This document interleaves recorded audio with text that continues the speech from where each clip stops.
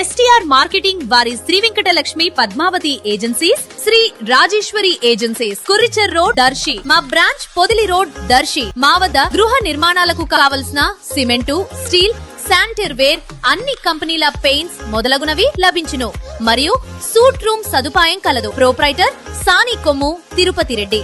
STR marketing chairman. Cell 9959336938.